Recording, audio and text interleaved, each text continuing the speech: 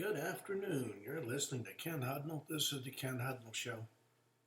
Coming to you from our studios right here in exciting El Paso, Texas. Gateway to the Old West and the most haunted city in the country. Well, today's August the 18th, 230th day of the year. 135 days remain to the year's over with, and then we get to go do it again. Holidays and observances. Serendipity Day. You know, sometimes life's unexpected twist leads to the best moments.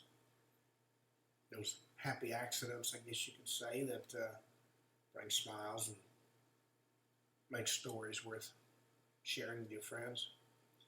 National Fajita Day. Oh, since I've come to the Southwest, I've come to really enjoy fajitas. Sizzling hot peppers and onions mixed with juicy seasoned meat, all wrapped up in a warm tortilla. Then it's also National Couples Day. Two people come together, they create quite a unique bond. They can conquer any challenge, adventure, or romantic moment. Then, of course, it's National Ice Cream Pie Day, which is a dessert that's perfect for any occasion. Sweet and creamy, that crunchy crust that'll leave you wanting more. Then it's National Pinot Noir Day. Get your friends and family together for wine tasting. Solidarity Day in Chile. Never Give Up Day. Cultivate a mindset of never giving up and support others who are working hard to reach their goals, whether they're achievable or just simply daydreams. And it's National Bad Poetry Day, and I've heard a lot of that over the years. National Mail Order Catalog Day. Go sign up for some mail order catalogs. You might update your wardrobe or your household fixtures, even backyard and furniture, all come from the comfort of your couch. International Delivery Driver Appreciation Day, World Breast Cancer Research Day, Crayfish Party, National Fishing Month, Sarajevo Film Festival, which goes on to the 22nd. This is Southeast Europe's largest, most vibrant film festival. It transformed the city into a lively hub, drawing filmmakers and actors and movie enthusiasts from around the globe. You never know who or what you're going to see. And then it's Nevisard, which goes on to September the 9th. Famous people born on this date: Patrick Swayze, Andy Samberg, Edward Norton, and the inimitable Robert Redford. All that having been said, let's see what we have in the news for the 18th of August.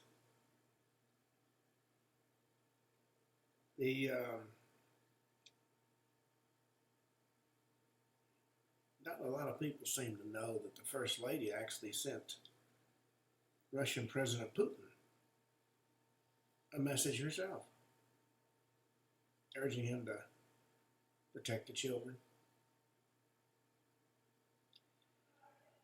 Well, Zelensky of Ukraine is going to come meet with President Trump about this peace proposal. And President Trump has offered Ukraine Article 5 protection. Going into this meeting with President Trump, Zelensky is going to be supported by a lot of other European leaders. We shall see what we shall see about that particular meeting. According to our reports, we are looking for security guarantees for Kiev.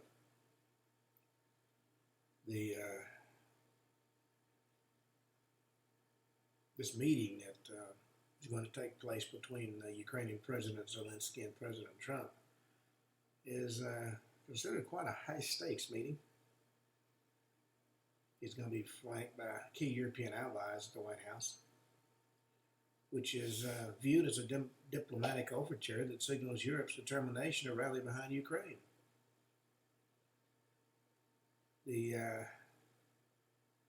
Over the weekend, Ukrainian leader acknowledged his last White House visit, which was cut short by a shouting match between Trump and Vice President Vance. He told reporters in Brussels he hopes Monday's meeting will be productive rather than a repeat of the February encounter. It'd be nice to have an end to the war. Marco Rubio accused a CBS reporter of pushing stupid media narrative in a clash over Zelensky. Secretary of State rejected a claim that the European leaders are coming to protect Zelensky from being bullied by President Trump. That accusation was made by Face the Nation host Margaret Brennan. He accused her of pushing a stupid media narrative.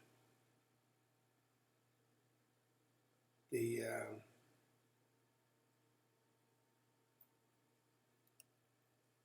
media is working overtime to find some hidden agenda that they can report.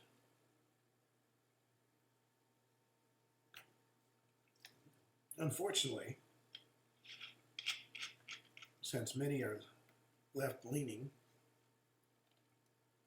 they are trying to find, they're trying to make the news as opposed to just reporting the news. Well, an illegal alien has been accused of causing a fatal semi-truck crash that killed 3 people. Harhinder Singh was granted a commercial driver's license by the state of California, even though he's an undocumented immigrant. He's now been arrested and faces deportation after allegedly attempting to make an unauthorized U-turn in Florida. The resulting crash killed 3 people. Now, he came into this country illegally and obtained a commercial driver's license. He's been charged with 3 counts of vehicular homicide in connection with Tuesday's fatal crash. That's according to a news release from the Florida Department of Highway Safety and Motor Vehicles. And even the White House weighed in. Spokeswoman Abigail Jackson told Fox it's a devastating tragedy made even worse by the fact it was totally preventable. She said illegal aliens that have no legal right to be in our country certainly should not be granted commercial driver's license. But there are many, to include our own Congresswoman here, Veronica Escobar, who would rather side with an undocumented immigrant than they would a disabled veteran. Now, proof of that. Well, Bindi Irwin, her painful medical journey ends with a life-changing surgery. She had multiple surgeries to treat endometriosis, a diagnosis affecting millions of people worldwide. After 13 years of fighting for answers, she says she's finally healing. She had 51 endometriosis lesions, a chocolate cyst, her appendix had a hernia from childbirth repaired. Dr. Tamer Second, an endometriosis specialist, removed them all during 2 separate surgeries. She said no young woman should feel ashamed or alone with pain that's often dismissed as just part of being a woman. And it's not just with women. And in my own case, many conditions that are now being addressed were ignored as being all in my mind. I just thought I hurt. One doctor even said, "Think happy thoughts, your pain will go away." I assure you it does not. Well, in Utah, 3 police officers responded to a domestic disturbance and wound up getting injured. Well, I had a lot of shootings lately. I can't talk this morning. Well, a former Russian Miss Universe contestant, just 30 years old, has died after an elk smashed through the windshield of her car. Russian model Ksenia Alexandrova married just 4 months before she had that fatal elk collision on the highway. She was driving a Porsche at the time this accident happened.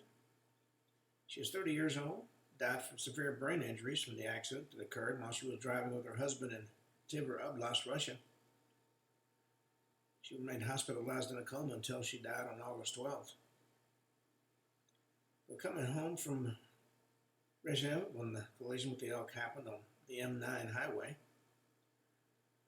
husband, who wasn't named in the report, said there was no time to react to the animal jumping in front of the couple's Porsche Panamera. Said that he and Alexandra were both wearing seatbelts and were driving at a low speed during the collision. Now, I've had deer jump in front of me as I've gone down various country roads. Elk are bigger and heavier, so I can imagine the damage that would have caused. Well, students at elite high tuition schools are facing high crime as the 2025 data has revealed risky zip codes. Gainesville leads with 179 crimes per 10,000 residents in a new study of 26 college towns. It's bad enough. You're starting a new segment of your life, then you have to deal with crime and danger. The 2025 most dangerous college town list was compiled by Wasatch defense lawyers. It's based on a 2-year analysis from May of 2023 to May of 2025. 26 U.S. college towns were examined. As I said, number 1 is Gainesville, Florida. That's where you find the University of Florida. Number 2 is University of Alabama in Tuscaloosa, Alabama. 149 crimes per 10,000 residents.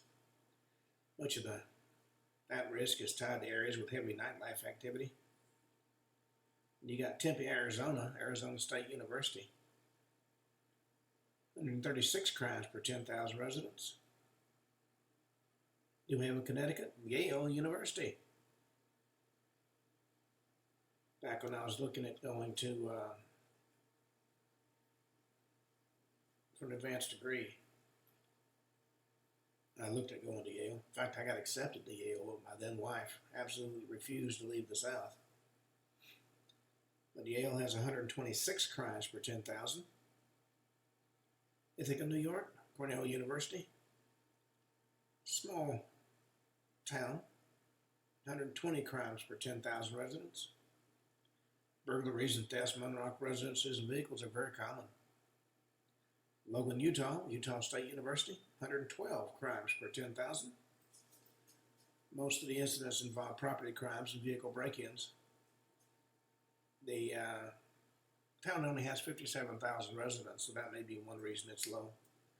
Iowa City, Iowa, University of Iowa, 109 crimes per 10,000. A lot of its crimes relate to alcohol use and theft and occasional violent offenses. Cedar City, Utah, Southern Utah University, 91 crimes per 10,000 residents. Violent crime is rare, but property crimes like burglary and theft occur more often than a lot of folks realize. In East Lansing, Michigan State University, 90 crimes per 10,000.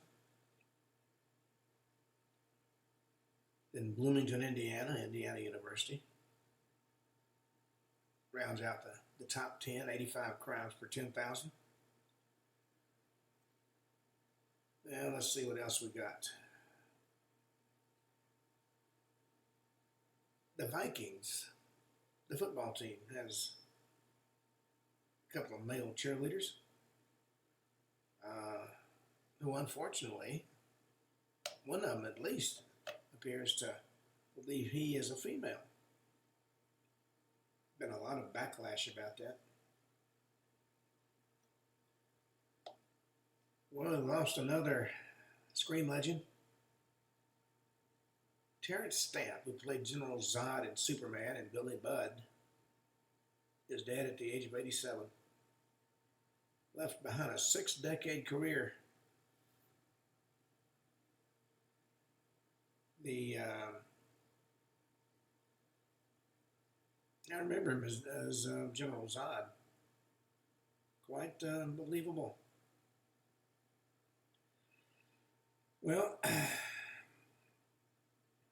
Dr. Chris Pratt has shared photos marking his son Jack's milestone 13th birthday. Chris Pratt was one of the stars of Guardians of the Galaxy. He co-parents a 13-year-old son with ex-wife Anna Faris. And he's a little stunned, I think, at having a teenager. He was born in 2012, and they've been co-parenting since they split up in 2017. And you're going to see things like this as long as the Hollywood elite, as they call themselves, continue to play that game of musical beds. Well, Hurricane Aaron is barreling down on North Carolina. A lot of evacuations going on.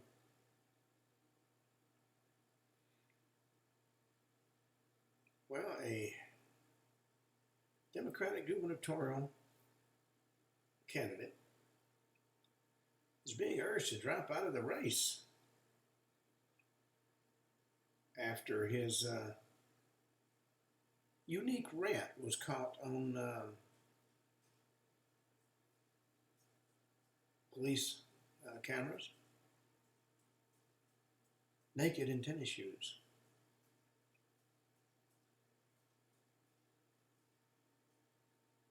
Well, President Trump has blasted a lightweight Democratic senator who criticized the Putin summit in Alaska.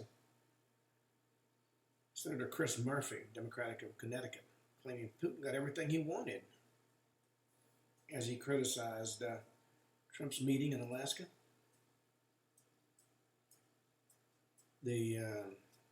President Trump described Murphy as very unattractive, both inside and out, stupid and a lightweight.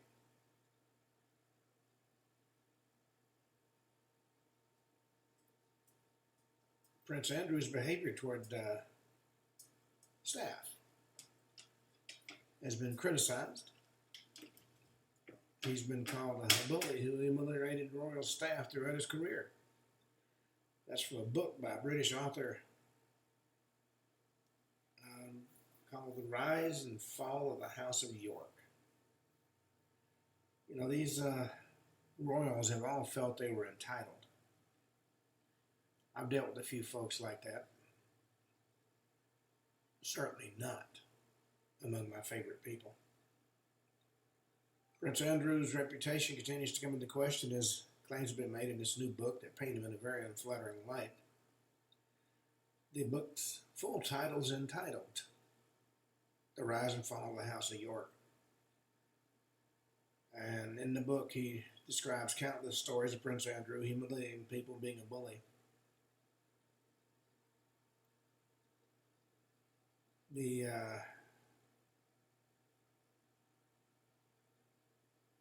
One example that took place in July 2005, the author wrote that Andrew approached David Anderson, who was head of the household at Hillsborough Castle at the time, about damage from a storm. Anderson told him a tree had been planted by Queen Elizabeth had been damaged. He referred to the Queen as the Queen Mother, which Andrew took exception to.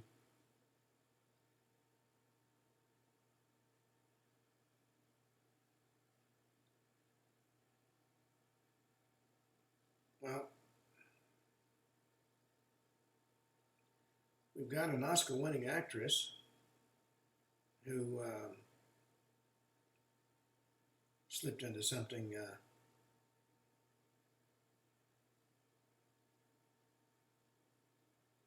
more revealing on a tropical birthday holiday. I'm talking about Halle Berry, celebrated her 59th birthday on a tropical retreat with her boyfriend. She took a seaside swim with a massive inflatable yellow duck.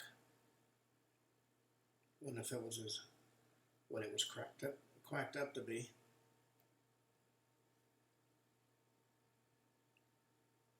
All right.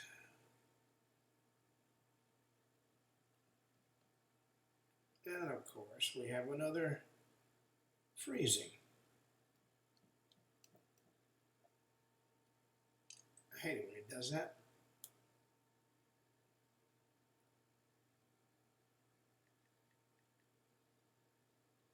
Makes it very difficult to get anything done. Alrighty. See what other stories we have in the news. Maybe.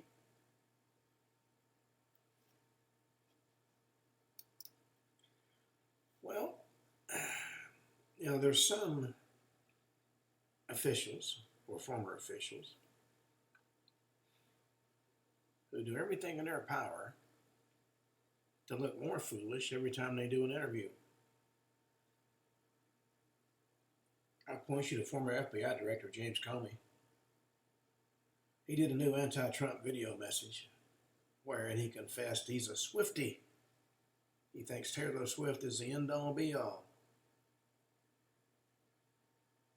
He said Taylor Swift's been his family soundtrack and a source of life advice on handling bullies. And he called President Trump a bully. Now, Oregon resident has returned a grandmother's 1943 library book after 82 years. And there's a note attached referencing late fees. The book was called Your Child, His Family, and Friends. Born in July 1943, according to the library. The unsigned note said the sender inherited a few boxes of books after his father died. And in it he found this library book taken out as when the father was 11. Grandmother checked it out for the young man. The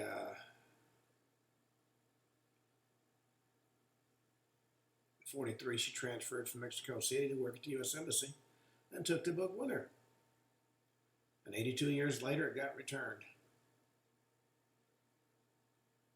The fine was 3 cents a day at the 1943, which is the equivalent of about 56 cents a day now. That's about $900 in overdue fees. And with inflation, about $16,000. They're not going to make any attempt to collect the fine. Well, 2 vacationers drowned at Carnival's New Bahamas private destination.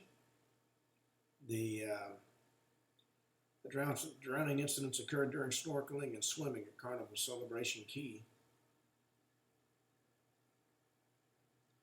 And in addition, a family of 3 was rescued by members of the Coast Guard Air Station Clearwater air crew after their sailing vessel became submerged off the coast of the Bahamas on June 30th. The 2 that died were a 79-year-old man and a 74-year-old woman. They died in separate incidents on Friday at this private tourist destination.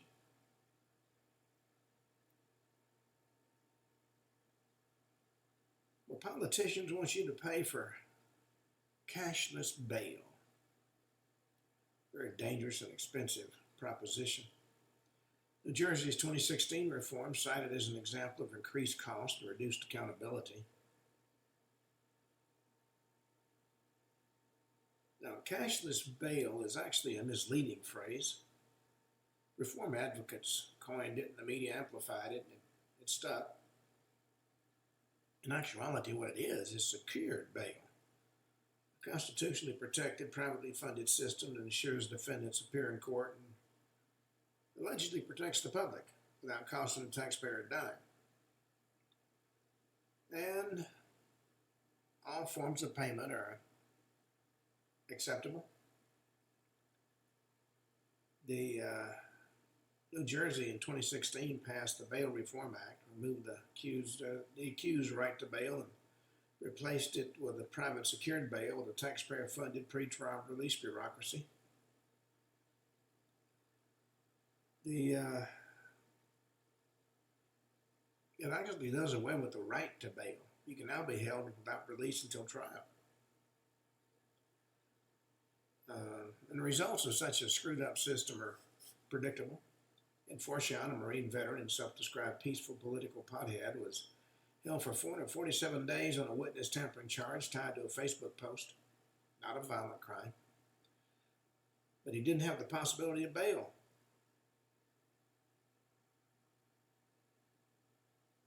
And the prosecutor was offered a $2 million secured bond to secure the defendant's release, but it was turned down because New Jersey no longer recognizes a right to bail, which is another reason our legal system is going in the toilet.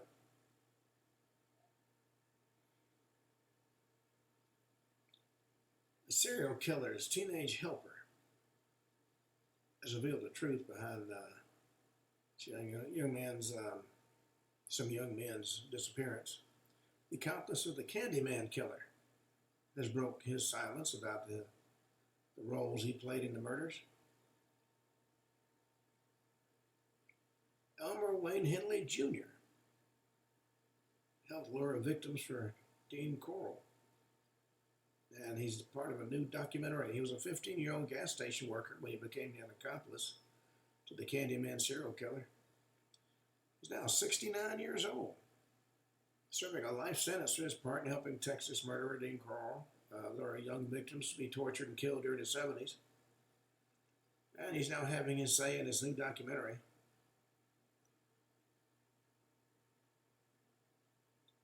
Democrats like Zoran Mamdani claim to embrace young people, but in actuality, what they're doing is betraying them.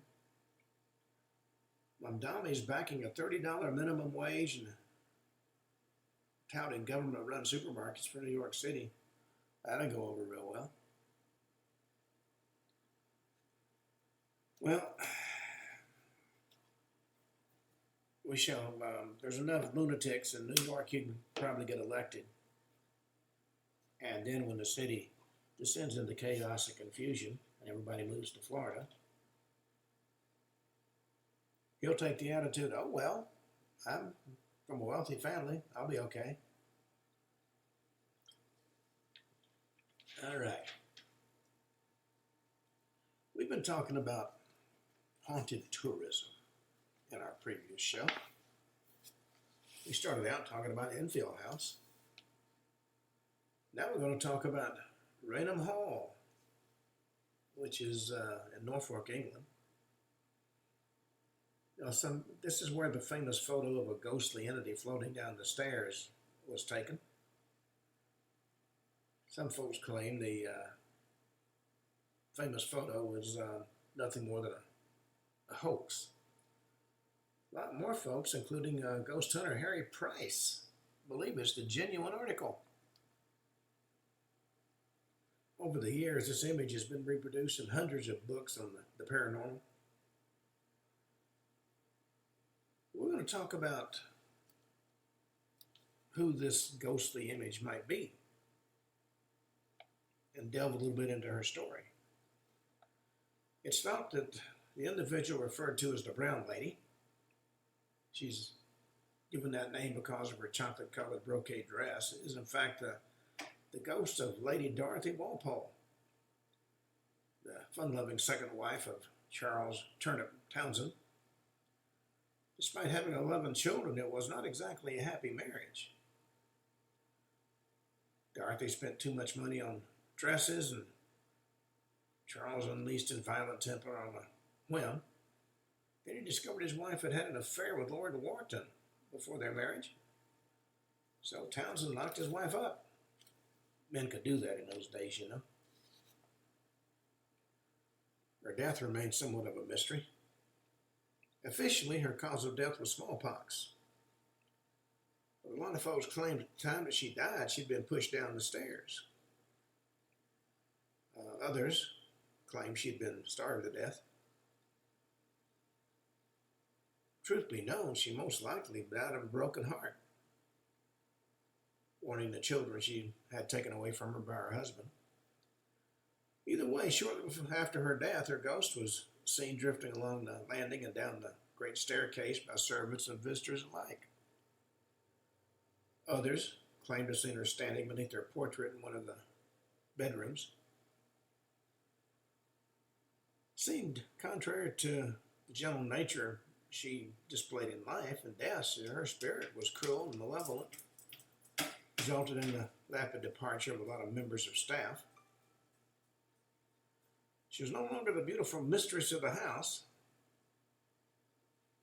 She was now described as hideous. She stared out blankly with dark, hollow sockets rather than her previous sparkling eyes.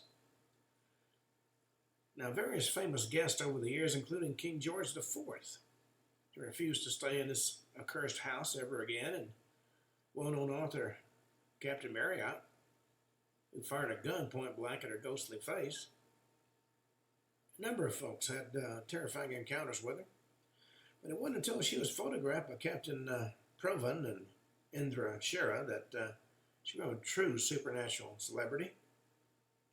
Today, Raynham Hall continues to be troubled by her restless spirit, maniacally searching for her children. You can hear the sound of whispers in the picture gallery and the rustling of silk skirts in the main staircase. These things still startle guests, while weighty chairs are known to move by themselves. Kind of a poltergeist type movement. Now from England, let's go to San Diego. The infamous Manchester Mystery House. Now, the gun magnate William Wirt Winchester was sole owner of the Winchester Repeating Arms Company when he died of tuberculosis in March of 1881. When he died, he left his grieving widow, Sarah,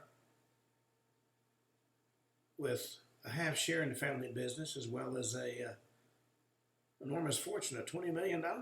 And for 1881, that was a phenomenal amount of money.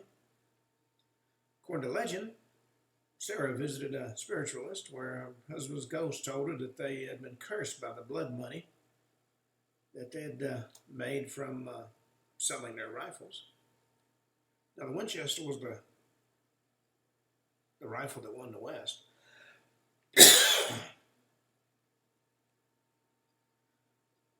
This spiritualist told her in order to break the curse, she needed to build a house for all of the ghosts to come live in. But as soon as she stopped building, the spirits would catch up with her and she'd die. Although the Winchesters had been based in Connecticut, in 1884 she crossed the country to San Jose in California, where she bought a 8-room farmhouse and 140 acres of land. Over the next 38 years, she worked on her complex building project, employed dozens of local craftsmen who were given daily instructions to add to the labyrinthine building. Alongside secret rooms and trap doors and staircases and doors that led nowhere and other peculiar and pointless features. Sarah insisted her house feature her favorite spiderweb motif, as well as the number 13 to ward off the evil spirits. By the time she died in September 1922, her mysterious house was 7 stories high and incorporated 47 staircases and fireplaces, 2,000 doors, 10,000 windows, and 6 kitchens. It's not really known precisely how many rooms there are in the house, but the closest estimate's about 160. Just a few months of her death, the house was open to the public, and although there have been no recorded sightings of ghosts, a lot of folks reported feeling extremely unsettled as they wandered deeper into the labyrinth of rooms, especially on the third floor where Ms. Winchester's servants once lived, and where a few visitors have reported feeling strange feelings and hearing disembodied footsteps and whispers. Well, the next one is in Villisca, Iowa. I talked about the Villisca axe murder house. Well, as you might guess, the scene of that unsolved murder is now haunted. It took place in June of 1912, little city of Villisca, Iowa. That city was rocked by a brutal axe murder incident. Night between 9 and the 10th of June, 1912. 6 members of the Moore family, parents Josiah and Sarah, and their children, Herman Montgomery, who was 11, Mary Catherine, who was 10, Arthur Boyd, who was 7, and Paul Vernon, who was 5, well as Melanie Catherine's friends, Ina May, who was 8, and Lena Gertrude Stillinger, who was 12, were all bludgeoned to death with an axe belonging to Josiah. It was found in the spare room where the visiting girls had been staying. Now, nobody's ever been convicted of this crime. An itinerant minister lately of the church of the Moores attended was tried twice and even convicted of the crime, but was acquitted due to mental illness. A number of paranormal investigations have been conducted. Photos, video, and electronic voice phenomena of its supposed haunting have been recorded by TV shows and YouTubers. Today, the house at 508 East 2nd Street has been restored to its early 20th century condition and functions as a museum. There are day tours and group overnight stays available. If you got the money, they got the time. Well, in Fall River, Massachusetts, we've got the Lizzie Borden House. Now, at the end of the 19th century, all wasn't well in the Borden House in Fall River, Massachusetts. Wealthy but frugal widower Andrew Borden had remarried. His daughters Lizzie and Emma avoided their stepmother Abby. They believed she'd married their father for his money, and their late mother's brother John Morris was visiting to discuss some property issues on that fateful day on August 4th, 1892. It was on this particular day that Andrew and Abby Borden were murdered, with a hatchet, no less. Well, Lizzie was tried and acquitted of the murders, and officially the mystery of the deaths has never been solved. The Borden House at 232nd Street is now a bed and breakfast with supposedly haunted rooms themed around the unsolved case. The most requested guest room is the guest room where Abby Borden was killed. Accommodations and tours are available, including day tours and nighttime ghost tours. You know, ghost tours can be fun. I did them here for 20 years. It started out when my wife gave me a ghost tour as a birthday present. And it turned out I knew more about the various events that were discussed than the people giving the tours knew. So when they got ready to retire, they offered me the opportunity to do my own tours. So every Saturday night for 20 years, I did tours until a newcomer bought my books. Yes, I've written books about the ghost of El Paso, memorized my stories, and held himself out as me. When I confronted him, he said, well, that's how you get ahead in the world. You take every opportunity you can. And then he got to the point he was making stuff up, like ghost horses running down Mesa. I just finally gave up and said, screw it. His wife claimed to be a medium. When they did their tour, she'd wail and throw herself on graves and say the spirits were restless. It was quite a performance, I have to tell you. Well, from The boarding house, let's go to the Amityville house in Long Island. It was 1977 that a sensational book captured the world's attention. The Amityville Horror, written by Jay Anson, going to inspire a series of books and films about what happened at 112 Ocean Avenue in New York's Long Island suburb of Amityville, both on the notorious night of November 13th, 1974, as well as later. The tale's been mired in legal wranglings and controversy ever since. Now, it's worth noting that the house was once known as High Hopes. It's had its address changed. It's been renovated completely to alter or remove the iconic windows and other features familiar from the book covers and movies. Current owners and neighborhood residents alike are not happy with the notoriety and tend to refuse requests to discuss the location or its alleged events. This is not a house where you could or should turn up for a visit. The reason the house turned this quiet Long Island suburb into a paranormal media circus starts with the mass murder of an entire family. Both parents, two brothers and two sisters, allegedly by Ronald DeFeo Jr. in 1974. Now, he was a hard drug user and had a volatile relationship with his family. Convicted of shooting all six of them in their beds. Up until his own death in prison in 2001 at the age of 69, he gave interviews and filed lawsuits alleging that other members of the family, friends, and even the mafia were responsible for the killings. A year after the murders, the Lutz family bought and moved into the house, which still contained a lot of the DeFeo family's furniture. And this is where the story really gets bizarre. According to Anson's book, a friend of the Lutz's, concerned by the account of the murders, advised him to have the house blessed. And according to the book, it went on to state that the local Catholic priest, whose name was changed in the book to protect his privacy, arrived to perform a blessing, but he claimed he heard spectral voices telling him to get out. And the so-called Amityville horror really began. After 28 days, the Lutz family fled the property, having been subjected to what the book claimed were paranormal phenomena, including ectoplasm, cloven hoof prints, poltergeist activity, and a whole lot more.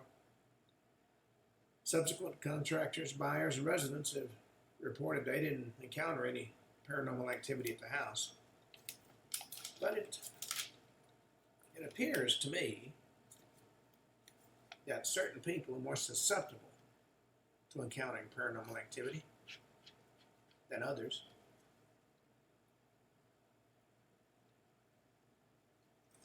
Then we have what's known as the Conjuring House that you find in Harrisville, Rhode Island. It's known to locals and to the Perron family that lived there as the old Arnold estate. The Rhode Island farmhouse dates back to about 1736. Inspiration for the Conjuring, first movie in the franchise of the same name, which takes as its inspiration the cases of hauntings and demonic possession investigated by self-described demonologists and mediums Ed and Lorraine Warren. After experiencing unsettling paranormal events during the 1970s, the Perron family called the Warrens to come in to investigate. The Warrens claimed they discovered a horde of unquiet spirits, the worst of which was the ghost of former resident Bathsheba Sherman, whose gravestone shows the dates 1812 to 1885. In the movie, the date was shown as 1849. But you can find that headstone in the graveyard in nearby Harrisville. Legend now paints Bathsheba as an evil witch who murdered babies with pins. Now, whatever the historical veracity of the allegations might be, the Conjuring House now leans into the horror story with tours and ghost tournament investigations. It even includes overnight events. It's got a strict policy. You have to book in advance. You can't just show up. Then from Staten Island, we got the Billup House, known variously as the Conference House and the Bentley Manor. This Staten Island residence was home to several generations of the Billup family. In the late 18th century, one of them, Christopher Billup, was secretly a colonel in the British Loyalist forces during the American Revolution. Allowed his home to be used as to tend to injured redcoats. Those that died were buried swiftly in unmarked graves. One evening, thinking a servant girl was an American spy, Billup threw the girl down the stairs, and she died.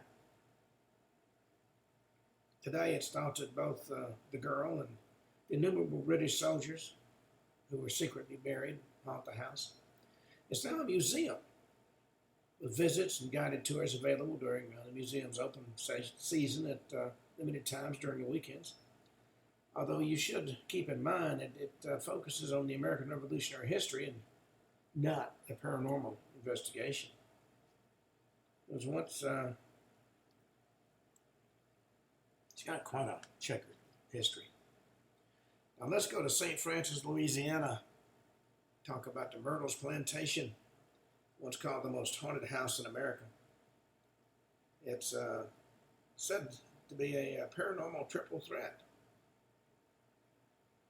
Allegedly built on a Native American burial ground, the site of at least one verified murder, as well as a sinister poisoning and a notorious hub of African American plantation slavery to boot.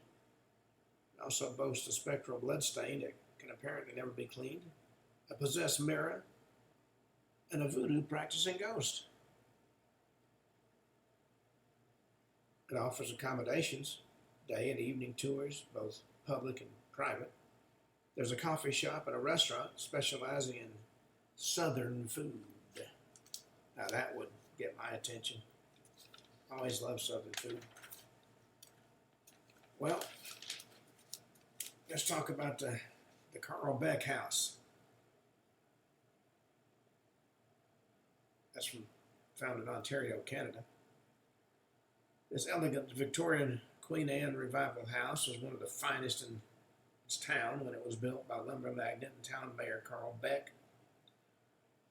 The town's first families, the Becks, were 9 strong, and when Carl's wife died, it was left to Mary, his eldest daughter, to raise her siblings. Despite Carl's much talked about wealth, he was a philanthropist who helped establish churches and schools, and famous for owning the town's first car, 1903 Oldsmobile, which is now in a local museum.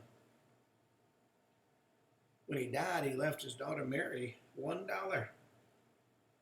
Understandably, she was angry, which is perhaps what gave rise to the legend that she now haunts the house. But apparently she's not the only ghost. Oh no, paranormal investigators claim that up to 18 spirits are resident in that house, and that they creak the floorboards, slam the doors, whisper insults, and pull visitors' hair. Mary and some of her ghostly friends are even said to promenade down nearby Church Street, dressed in their Victorian best. Despite its unfriendly spectral residents, though, the Carl Beck House is a magnet for visitors. And the apartment on the top floor is available for rent on Airbnb. You go there and you search for the haunted house, apartment 302. Spend a night and who knows what you can find. Then we've got, in Australia, we got the Monte Cristo homestead. You know, the story of Christopher Crawley and his family is a rags to riches story. Frontier farmers in Junee, New South Wales in the mid-1800s, the Crawleys lived in a simple slab cottage until Christopher got rich off the coming of the railway. Family moved into their luxurious new homestead in 1885. Their previous home was converted into servants' quarters. And living in those quarters were 2 maids, both of whom Christopher Crawley apparently got pregnant. One killed herself, and the other had the child, who later was left brain damaged after being hit by a coach. was kept chained, first in the homestead's coach house, and then he was chained to his mother's bed. Now, the maids, who, along with Christopher Crowley, who it said died of sepsis, and his wife, who shut herself in her attic chapel for decades after his death, are believed to haunt the property, along with a stable boy who died in a fire, a Crowley granddaughter who was dropped down the stairs, and a caretaker who was shot and killed. Today, the house bills itself as Australia's most haunted, has daytime tours on the weekends, and there are specialist overnight ghost tours available. Then in Mexico, we have the House of Laments. The Casa de los Lamentos, or House of Laments, is a 18th century Spanish Baroque mansion in Guanajuato City in Mexico. In the 1890s, it was occupied by a mining engineer, Tadeo Fulgencio Bahia, and his adored wife, Maria Constanza de la Rivera. After an economic crisis at the mine he worked at led manual workers to blame him for their late pay, a gang of disgruntled miners turned up at the house and stabbed Maria Constanza to death. The murder drove him mad. He visited a local bruja, or witch, who told him of black magic rituals he could perform in order to contact his departed wife. He became a serial killer, sacrificed his victims in a bloody attempt to reconnect with his beloved, and hid their remains in the basement. When he realized police were onto him, he shot himself. Now the House of Laments is a museum to the grisly tale and filled with 19th century housewares, collections of uniquely Mexican magical artifacts, and photos of the tragic couple. There are tours available. You can visit most days. There are some days it's closed. Then in Jamaica, Montego Bay, as a matter of fact, you have the Rose Hall Great House. Now, Jamaica's most famous house is Rose Hall, an iconic Georgian-style plantation mansion. Set in idyllic grounds, it's home to the 18-hole golf course named after the estate's ghostly White Witch. Story goes that Annie, or Palmer, born to English and Irish parents, was orphaned and raised by a black nanny who taught her dark magic and voodoo. She didn't use this to murder her unfortunate husband, John Palmer, when she moved into his house, Rose Hall. Not content with that, she applied her deadly sorcery on 2 subsequent husbands, well as a series of male slaves that she preyed on, till she was killed herself by a powerful magician by the name of Taku. Legend says she now haunts Rose Hall, riding her horse around the grounds, or appearing standing on balconies.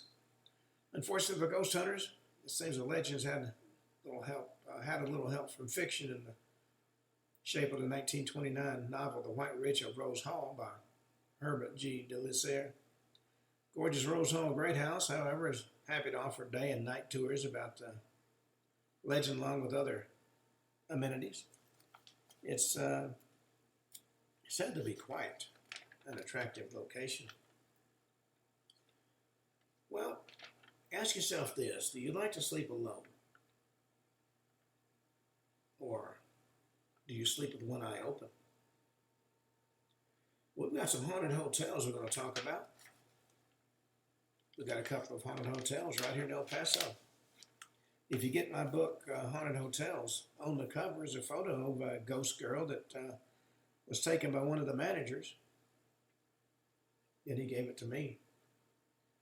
Well, let's go to London, to Langham, situated just off Oxford Street. The 1865 built Langham is one of London's top 5-star retreats. But if you attempt to bed down for the night, you might be in for a spooky surprise. Plenty of specters are said to haunt the halls, including a former high-profile guest like Napoleon III and a German prince who committed suicide by leaping from the hotel's 4th floor. But the most malevolent ghost is said to reside in room 333. Every October, the ghost of a honeymooning Victorian doctor who murdered his new wife and killed himself is said to stalk anyone brave enough to stay in this particular room. We got one terrified BBC journalist by the name of James Alexander Gordon.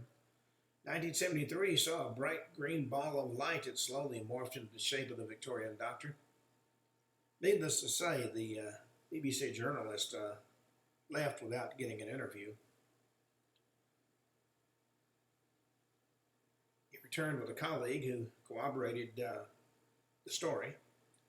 The ghost doctor's most recent appearance was in 2014 when it freaked out members of the England cricket team.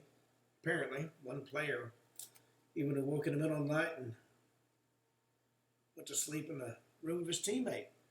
He didn't want to sleep with a ghost. Then in Stratford-upon-Avon in England, we got Eddington Park Hotel. Eddington Park Hotel stands on storied ground, initially used as the site of a Roman villa. The aristocratic Shirley family owned the land since the time of the Doomsday Book. Shirley's constructed the present neo-Gothic house in the mid-19th century. It's now used as a luxurious Eddington Park Hotel.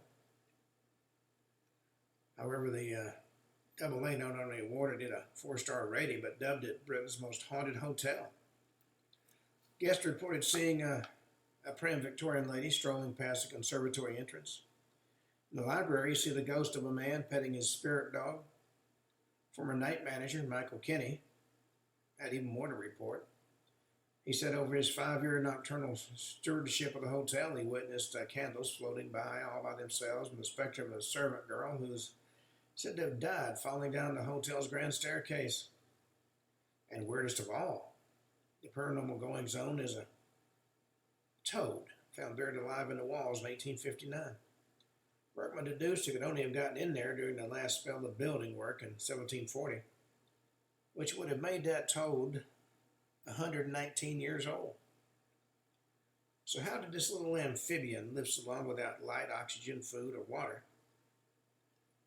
Well, we'll probably never know, but if walls could talk, the stories they would tell.